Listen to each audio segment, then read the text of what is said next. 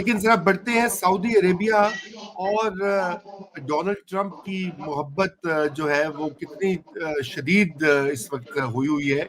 $1 trillion جو کہ ناظرین کی اطلاع کے لیے 1000 ارب ڈالر بنتے ہیں، اس کی سرمایہ کاری F-35 پلین سعودی عربیہ کو مل رہے ہیں. نان نیٹو ایلائی کا درجہ بھی دیا گیا ہے. سیکیورٹی کی بات بھی کی گئی ہے. عائشہ کتنی سگنیفیکنٹ یہ چیز ہے، اور یہ بھی یاد رہے، میں اس لیے یہ آپ سے سوال کر رہا ہوں کہ ظاہری بات ہے یہ امپورٹنٹ انٹرنیشنل ڈیولپمنٹ تو ہے، لیکن اب پاکستان کا بھی تو ایک سعودی عربیہ کے ساتھ ایک نیا بندھن جسے کہتے ہیں ڈیفنس والا بند گیا ہے. تو ذرا اس کے اوپر بھی کامنٹ. ویسا یہ پرانا بندھن ہے ایک تو پاکستان اور سعودی عربیہ کا. کوئی نئی چیز سعودی عربیہ اور پاکستان میں نہیں ہونے والی، سوائے یہ کہ جس دن سعودی عربیہ نے اسرائیل کو ایکسیپٹ کیا اور اس کے ساتھ ڈپلومیٹک ریلیشنز کیے یا ابراہیمک ایکارڈز کیے، تو پاکستان بھی ساتھ اسی بہانے بندھا چلا جائے گا. لیکن جو نظر آ رہا ہے کہ یہ جو $1 ٹریلین کھینچے جا رہے ہیں امریکہ پہ، وہ ایم بی ایس اس لیے گئے ہیں تاکہ تھوڑا سا آف سیٹ کر سکیں جو پریشر ان پہ ہے ابراہیمک ایکارڈز کا. کیونکہ ساتھ انہوں نے جو بات کی ہے وہ یہ ہے کہ وہ پیلسٹینین اسٹیٹ کی بات بھی مسلسل کر رہے ہیں، کیونکہ ان کے لیے خاصی ایک مشکل ہوگی اپنے ملک میں اگر وہ اس وقت جو ہے وہ چل پڑتے ہیں ابراہیمک ایکارڈز کو منظور کرنے میں اور اس کا حصہ بننے میں. ہاں جی. تو اسی لیے وہ جسے کہتے ہیں دانا ڈال رہے ہیں کہ اچھا جی $1 ٹریلین کی یہ لو پکڑو، یہ میں انویسٹمنٹ لے کے آیا ہوں، میں آپ کے ساتھ ہوں، آپ کے جہاز خرید رہا ہوں. میں تو بے شک جہاز لے گئے، جہاز ایک طرح سے پاکستان کا فائدہ ہے. F-35 فائٹرز ہمارے پائلٹ بھی اڑا کے دیکھیں گے. ایک نئی ٹیکنالوجی سے وہ جو ان کی اویئرنیس ہوگی. لیکن یہ انہوں نے کوئی جنگ کرنی ہے سعودی عربیہ میں تو جواب ہے نہیں. نہ کہ اگر آپ نے حوثیوں کا مقابلہ F-35 سے کرنا ہے تو اس کا مطلب بالکل یہ ہے کہ آپ مکھی کو توپ سے مارنے کی کوشش کریں. اس کے علاوہ تو یہ جو طیارے ہیں یہ اور سعودی عربیہ اور کہاں استعمال کرے گا؟ جی بالکل کہاں وہ کرے گا. اچھا عائشہ، یہ میں اسی کے اوپر آپ سے میں یہ چاہتا ہوں بات، یہ ابراہیم اکارڈز کا بھی ذکر کیا انہوں نے، اور انہوں نے کہا کہ جی بالکل ہم چاہتے تو ہیں لیکن جب تک فلسطین کی ریاست ایک انڈیپینڈنٹ ریاست کا مسئلہ نہیں حل ہوتا. آپ کو پتہ یہی پریشر پاکستان پہ بھی ہے، آلدو وہ اتنا پبلک میں کوئی اس کے اوپر ڈائیلاگ تو نہیں ہوا، لیکن آپ بھی جانتی ہیں، ناظرین بھی کچھ جانتے ہیں کہ بیک ڈور اس کے اوپر بڑی بات ہو رہی ہے، پہلے بھی ہوتی رہی ہے، ابھی بھی ہو رہی ہے. تو اب سعودی عربیہ کے اس سٹینڈ سے پاکستان کو تھوڑا سا تو ریلیف ملے گا کہ ایک دم ابراہیم اکارڈز کو ایکسیپٹ کرنے کا جو پریشر ہوگا وہ تھوڑا سا سعودیز کی وجہ سے شاید کچھ حد تک زائل ہو جائے. Do you agree with this? میرا نہیں خیال تھی کہ کچھ آپ کہہ سکتے ہیں کہ زائل ہوگا پریشر پاکستان پہ، لیکن پاکستان پہ اتنا پریشر ہے بیکاز پاکستان تو خود ہی جا رہا ہے نا امریکہ کی طرف یہ کہنے کہ بھائی دیکھیں ہم بہت اچھی فوج ہیں اور ہم آپ کی بڑی اچھی خدمت کر سکتے ہیں، پرانے تعلقات ہمارے ساتھ قائم کریں. ہم آپ کے ساتھ دیکھیں نا، جو ڈپلومیٹ میں اگر آپ نے آرٹیکل پڑھا ہو تو وہ کہہ رہے ہیں کہ جناب یہ جو CDF کا جو آفس ہے اس کی کریشن کا ایک بڑی لاجک یہ ہے کہ اب 1-on-1 امریکہ کے ساتھ انڈیپینڈنٹلی پاکستان کی ملٹری جو ہے کوآپریٹ کرنے میں، اس کے ساتھ آپریشنز کرنے میں زیادہ وہ کارآمد ثابت ہوگی. اب یہ دیکھیں نا کہ وہ یہ فوج ہماری جو ہے یہ CDF آ بھی گئے، جوائنٹ پلاننگ ہو بھی گئی، تو آپ نے اس کا امریکہ کے ساتھ آپ کدھر اس کو کریں گے استعمال؟ مڈل ایسٹ میں ہی ہے نا آپ اس کو، کیونکہ دوبارہ سے افغانستان تو امریکہ جا نہیں رہا. ہاں جی. اور سینٹرل ایشیا میں جو ہے وہ ڈپلومیٹکلی وہ کریں گے، اپنا انفلوئنس بلڈ کریں گے. تو مڈل ایسٹ ایک وہی ایریا آف آپریشن ہے جہاں اس وقت پاکستانی فوج کی ضرورت ہے. تو اور ہمارے ہاں بھی آپ نے دیکھا کہ آہستہ آہستہ ایک مزاج میں تبدیلی کی کوشش کی جا رہی ہے.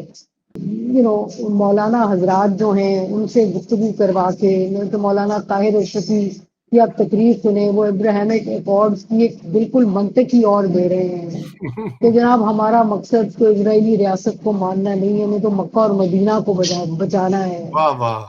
تو عجیب عجیب منطق دی جا رہی ہے، بٹ یہ انہی مولویوں کو استعمال کر کے میرے خیال میں آہستہ آہستہ ایک اسپیس کریٹ کی جا رہی ہے لوگوں میں، وہ برداشت کی کہ اگر غازہ جانا پڑے، مڈل ایسٹ جانا پڑے تو ایک جگہ بن جائے. اچھا وہ بھی آپ کو پتا تھا اقوام متحدہ نے اس کی بھی منظوری دے دی ہے، ٹرمپ کا جو پلان ہے سیکیورٹی کاؤنسل نے، اور روس اور چین نے تو ابسٹین کیا، لیکن باقی میرے خیال سے سارے لوگوں نے ووٹ کیا اس کے حق میں. اسٹیبلائزیشن فورس تو بنے گی، وہ ہم اگلے آپ کے ساتھ جو سیٹنگ ہوگی اس پہ بات کریں گے، کیونکہ وہ بھی ایک بڑا اہم جیسے کہتے ہیں چیلنج ہوگا پاکستان کے لیے، پاکستان کی آرمی کے لیے، اور ڈومیسٹک پبلک اوپینین کے لیے. عائشہ جو ایک چیز میں ٹی ایل پی کا ذکر کرنا چاہتا ہوں، میں نے ابتدائیے میں کہا تھا، اور ایک اور چیز جس کے اوپر وہ مجھے بھول ہی گیا کہ میں وہ بھی آج ہم رکھتے ہیں ایجنڈا میں، وہ بنگلہ دیش میں جی جی جی ماشاء اللہ جی یہاں سے ایسی ایکسپورٹ ہو رہی ہے جو پالیسی سیکنڈ امینڈمنٹ کی، کہ وہاں پہ سارے انہوں نے کہا کہ جی ان کو احمدیوں کو کافر ڈکلیئر کرو، جیسے ہم نے کامیابی سے کیا. بہرحال اس کے اوپر ڈیٹیل میں بنگلہ دیش میں ہم کریں گے بات. یہ ٹی ایل پی کے ساتھ جو پاکستان میں اس وقت ہو رہا ہے، ظاہری بات ہے کچھ فلی رپورٹ تو نہیں ہو رہا، لیکن ہماری جو اطلاعات ہیں لوگوں سے، رپورٹر سے آن گراؤنڈ، یہ بات ہوئی کہ بہت سارے لوگوں کو پکڑا بھی گیا ہے اسی وجہ سے کہ یہ ہنگامہ نہ کریں مولانا خادم رضوی کی عرس پر. 19 نومبر کو ہوتا ہے آج، یعنی کہ تو یہ آپ کیا سمجھتی ہیں کہ کتنی دیر پا ہوگی یہ پالیسی؟ کیونکہ یہ ہم نے پہلے بھی دیکھا اس طرح کی پکڑ دکڑ ہوتی ہے، پھر اس میں نرمی آ جاتی ہے، پھر کوئی ریورسل ہو جاتا ہے. تو تھوڑا سا یہ بتائیے کہ where do you see this going؟ رضا دیکھیں، تحریک لبیک پاکستان کو لایا گیا تھا پولیٹیکل اپوننٹس کو پیچھے دھکا دینے کے لیے، اور ان کو فعال کیا گیا، ان کو ان کی جو ایکسٹریمزم ہے اس کو کسی نے چیلنج نہیں کیا. اور بات یہ ہے کہ بات وہ پھیل سی گئی ہے.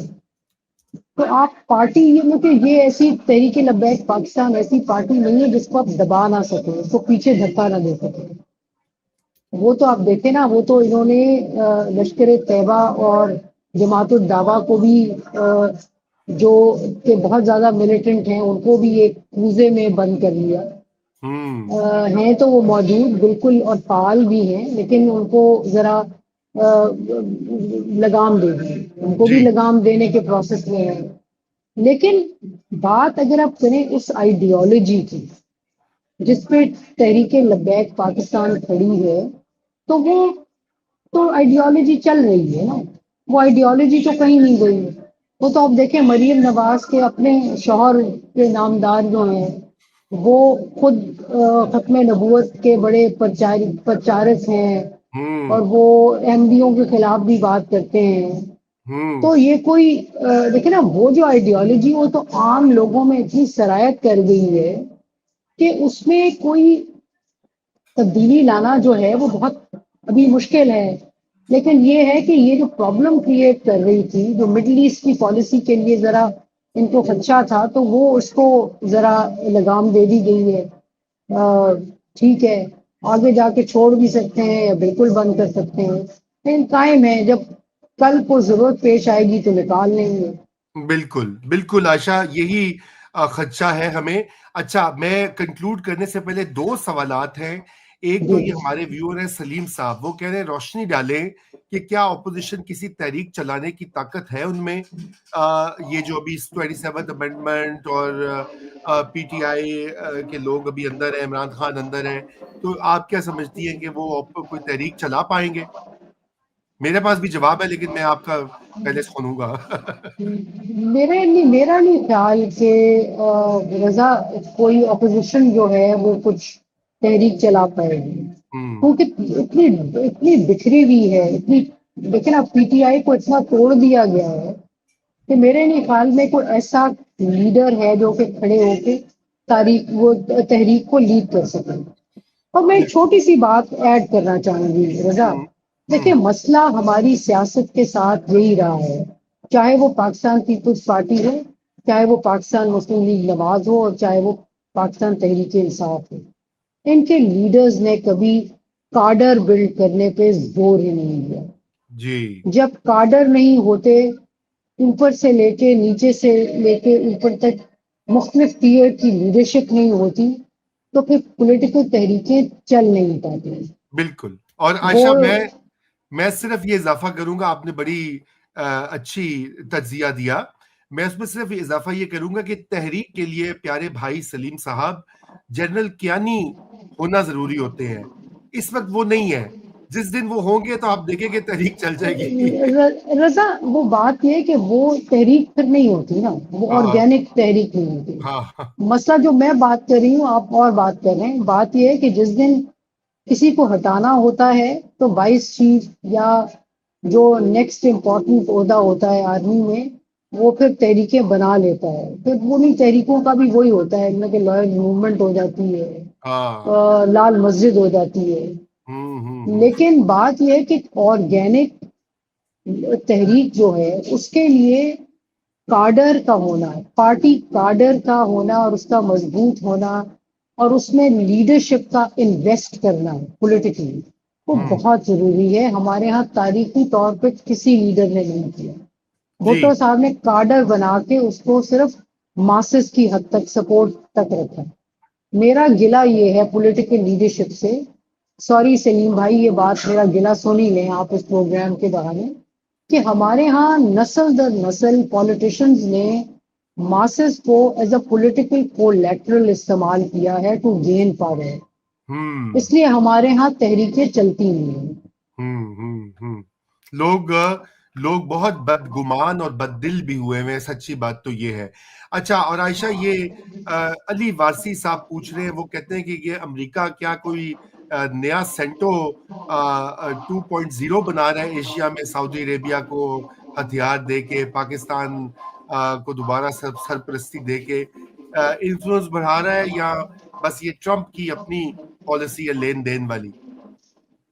دیکھیں ظاہر ہے علی وارسی صاحب کے اس میں ملٹری بھی انگیج ہوگی ان کی. کوئی سینٹو نہیں بن رہا، جو سینٹو ہے سینٹرل کمانڈ وہ تو وہاں ہے ہی، کوئی نئی کمانڈ نہیں بن رہی. لیکن اور بات یہ ہے کہ آپ اگر غور سے دیکھیں علی تو آپ کو نظر آئے گا کہ دوحہ، یو اے ای، سعودی عربیہ، تینوں کے پاس امریکن ویپن جو ہیں وہ ہیں. ڈونلڈ ٹرمپ بہت خواہش مند تھے کہ F-35 ان سے خریدے جائیں، بڑے مہنگے جہاز ہیں، ہوں اور وہ سودا ان کا بن گیا ہے. لیکن اس کو لے کے کہیں حملہ کروانا ہے، کہیں جنگ لڑنی ہے، تو جواب ہے نہیں. ہوں کیونکہ اگر آپ کا خیال ہے کہ اس کو لے کے انڈیا پہ حملہ کروائیں گے یا چائنا پہ اٹیک ہوگا، تو جواب ہے بالکل نہیں. نہ رائٹ، سعودی عربیہ کرے گا نہ پاکستان کرے گا. نہ پاکستان کرے گا، بالکل چین کے مد مقابل وہ نہیں ہو پاتا.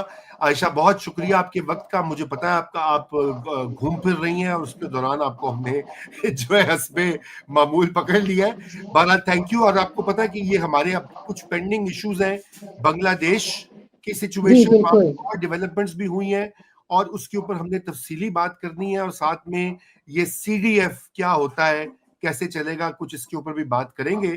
اور ناظرین اسٹے ٹیونڈ، اور آپ کے کل تک کے لیے خدا حافظ.